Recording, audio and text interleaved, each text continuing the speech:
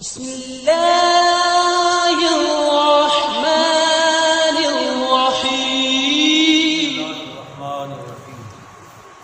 تنزیل الکتاب من اللہ العزیز الحکیم انا انزلنا الیک الکتاب بالحق فاعبد اللہ مخلصا لہ الدین الا للہ الدین الخالص والذین اتخذوا من دونه اولیاء ما نعبدهم الا ليقربونا الى الله زلفى ان الله يحكم بينهم فيما هم فيه يختلفون ان الله لا يهدي من هو كاذب كفار لو اراد الله ان يتخذ ولدا لاصطفى مما يخلق ما يشاء سبحانه هو الله الواحد القهار صدق اللہ مولانا العظیم اللہم صلی علی سیدنا و مولانا محمد وآلہ وصحبہ وعزتہ اجمعین۔ بحمد اللہ تعالی آج ہم سورہ زمر کا آغاز کر رہے ہیں۔ قرآن عظیم کی سورت نمبر 39 ہے۔ اس میں کل 8 رکوع اور 75 آیات طیبہ ہیں۔ یہ سورہ پاک مکمل طور پر مکہ شریف میں نازل ہوئی۔ اس سورہ کریمی کا شان نزول یہ ہے کہ جب مکہ مکرمہ میں نبی کریم صلی اللہ تعالیٰ علیہ وسلم پر ایمان لانے والے جانثاروں کے لیے قریش مکہ نے سرزمین مکہ کو تنگ کر دیا، ظلم کی انتہا کر دی۔ آئے روز کوئی نہ کوئی تکلیف ایک نئے انداز کے ساتھ وہ مسلمانوں کے ساتھ روا رکھتے۔ اللہ تعالیٰ نے اس سورہ پاک میں پہلی بار ہجرت کی اجازت عطا فرمائی اور سیدنا جعفر بن ابی طالب رضی اللہ تعالیٰ عنہ نے حبشہ کی طرف ہجرت فرمائی۔ تو ہجرت کے تقریباً قریب وقت میں یہ سورہ پاک نازل ہوئی۔ اللہ تعالیٰ نے اس سورہ پاک کا آغاز قرآن عظیم کی تصدیق سے فرمایا ہے، کیونکہ کفار مکہ میں ایک بڑی بیماری یہ بھی تھی کہ وہ قرآن عظیم کو اللہ تعالیٰ کی کتاب تسلیم کرنے کے لیے تیار نہیں تھے۔ وہ گڑی گڑائی باتیں کہتے، کبھی یہ کہہ دیتے کہ یہ جو کچھ رات کو خواب میں دیکھتے ہیں صبح لا کے بیان کر دیتے ہیں، پھر کبھی جادوگر کبھی ساحر کا کلام کہتے۔ تو اللہ پاک نے قرآن عظیم کی حقانیت کو خود بیان فرمایا کہ جو تم سوچ رہے ہو ایسا نہ تھا نہ ہے، یہ اللہ کا کلام ہے اور یہ ایک قادر مطلق مالک الملک نے نازل فرمایا ہے۔ تو ابتدائی آیات طیبہ میں قرآن کی تصدیق فرمائی، ارشاد فرمایا تنزیل الکتاب من اللہ العزیز الحکیم۔ تنزیل الکتاب اتاری گئی ہے یہ کتاب من اللہ اللہ تعالیٰ کی طرف سے، العزیز الحکیم جو غالب اور حکمتوں والا ہے، جو غالب اور حکمتوں والا ہے۔ انا انزلنا الیک الکتاب، اب مقصد بیان فرمایا، بے شک ہم نے یہ کتاب آپ کی طرف اس لیے نازل فرمائی ہے بالحق، حق کے ساتھ، فاعبد اللہ مخلصا لہ الدین، پس آپ عبادت فرمائیں اللہ تعالیٰ کی اس کی طرف خالص ہوتے ہوئے، اس کے لیے اطاعت کرتے ہوئے، اسی کے دین کے ساتھ خالص ہوتے ہوئے اس کی بندگی فرمائیں۔ یہ کتاب اس لیے آئی ہے، دیکھیں کوئی بڑی سے بڑی مشینری، چھوٹی سے چھوٹی مشینری جب بنائی جاتی ہے نا تو اس کے ساتھ ایک کتابچہ آتا ہے۔ اس کتابچے میں کیا لکھا ہوتا ہے کہ اس مشینری کا تم نے استعمال کیسے کرنا، یہ آن کیسے ہوگی، اسے آف کیسے کیا جائے گا، اس کے پورے جو ثمرات لینے کے لیے یا کہ اس کا بنانے کا مقصد کیا ہے، وہ پورا وہ کتابچہ آپ کو آگاہی دیتا ہے۔ آپ اس کے ذریعے اس کے مینول کو، اس کے طریقہ کار کو پڑھتے ہیں، اس کے ذریعے چلاتے ہیں۔ جب تک وہ ساتھ معاون کتابچہ نہ ہو تو اس مشینری کا، اس آلے کا صحیح طور پر، آپ ایک موبائل ہی خریدتے ہیں تو موبائل کے ساتھ بھی ایک بکلیٹ آتی ہے، اس کے آن کرنے کا طریقہ، اس میں کون کون سے فنکشن رکھے گئے ہیں، کس طرح آپ نے اس کو استعمال کرنا ہے۔ اگر آپ اس کو سیٹنگ کرنا چاہیں وہ کیسے کرنی. پوری ایک انسان بھی ایک مشینری ہے جسے اللہ تعالیٰ نے تخلیق فرمایا. اس مشینری کو استعمال کیسے کرنا تھا اس کے لیے خالق کائنات نے 2 انتظام فرمائے. جیسے ہر مشینری کے لیے کوئی نہ کوئی ٹیکنیشین ہوتا ہے نا، وہ ٹیکنیشین اس کو جانتا ہے، اس کے کل پرزوں کو جانتا ہے، اس کے استعمال کو جانتا ہے.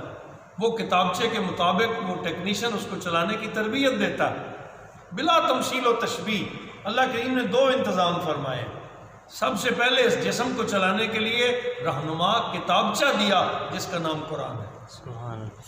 اب اس کتابچے کو کیسے سمجھا جائے اور اس انسان پر اسے امپلیمنٹ کرنے اور استعمال کرنے کے لیے صحیح طریق کیا ہو، اس کے لیے پھر اللہ تعالیٰ نے نبی دنیا میں سرکار دو عالم صلی اللہ تعالیٰ علیہ وسلم کو بھیجا.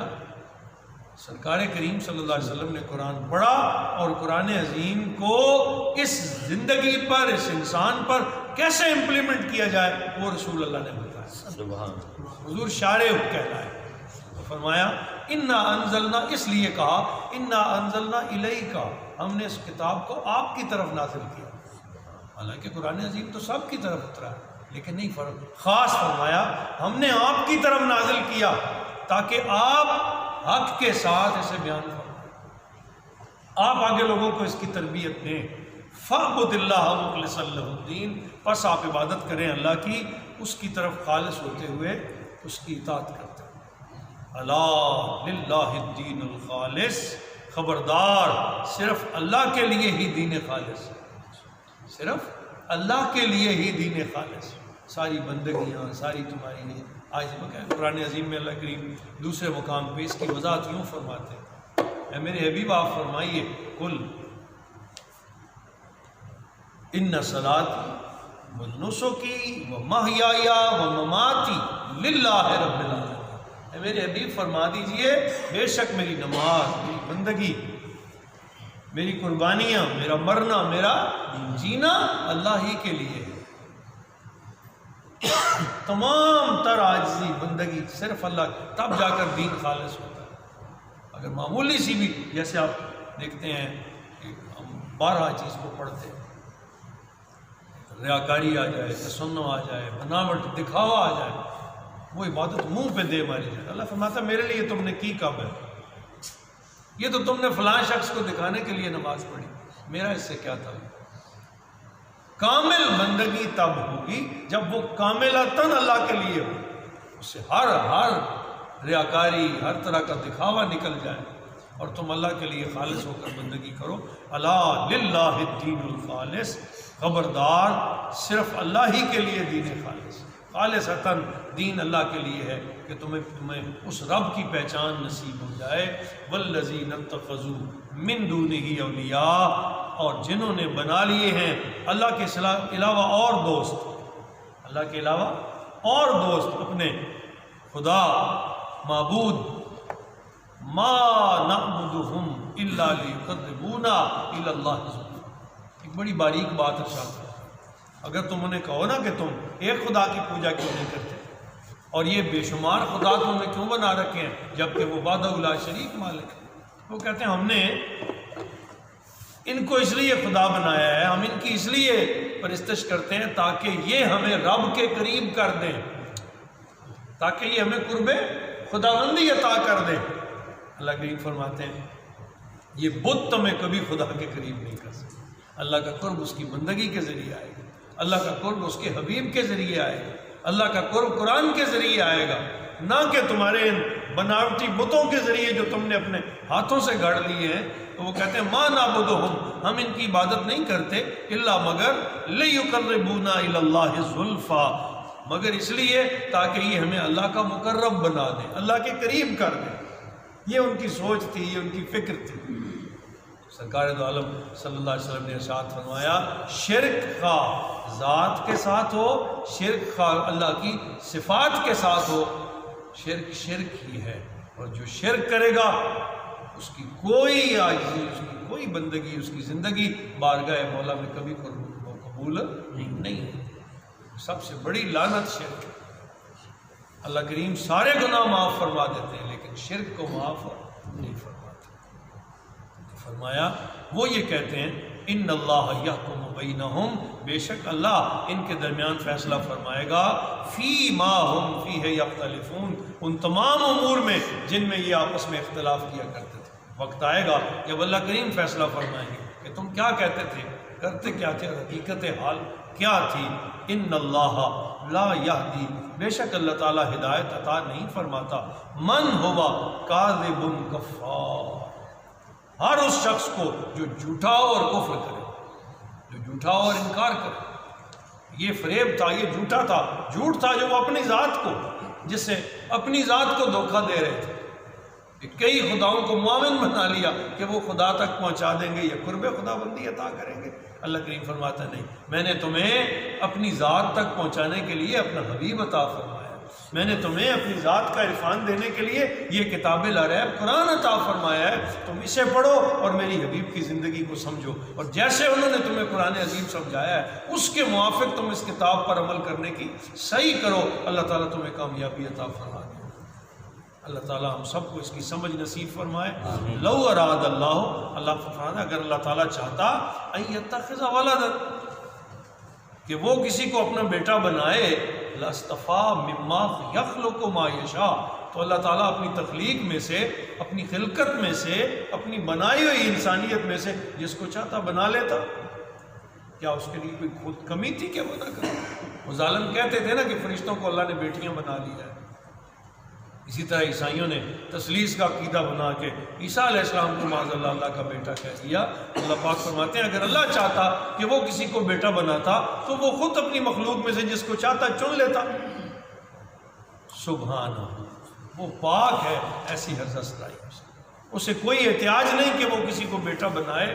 واللہ الواحد القہار، اسے کسی معاون کی کوئی ضرورت نہیں، اسے کسی اس طرح کی بیساکھی کی کوئی ضرورت نہیں۔ یہ احتیاج تمہاری ہے، تم کمزور ہو، تم نادان ہو، یہ احتیاج، یہ ضرورت تمہاری ہے کہ تمہارا کوئی معاون ہو، تمہیں کوئی سہارا دینے والا ہو، تمہیں کوئی تمہاری حقیقتوں میں تمہارے ساتھ شامل ہو کے وہ تمہیں مقام تک پہنچانے والا ہو۔ اللہ پاک کسی چیز کا محتاج نہیں، ساری کائنات اس کی محتاج ہے، ساری کائنات اس کی محتاج ہے، ساری کائنات کو اس کی ضرورت ہے۔ فرمایا سبحانہ، وہ ذات گرامی پاک ہے، هو اللہ الواحد القہار، وہی اللہ، وہ ایک ہے اور سب سے زبردست، سب سے بڑی طاقتوں والا ہے، اس کو احتیاج نہیں کہ وہ کسی کو بیٹا بنائے۔ وحدہ لا شریک ہے، اشہد ان لا الہ الا اللہ وحدہ لا شریک لہ واشہد ان محمدا عبدہ ورسولہ، والصلاۃ والسلام علی سید الانبیاء والمرسلین۔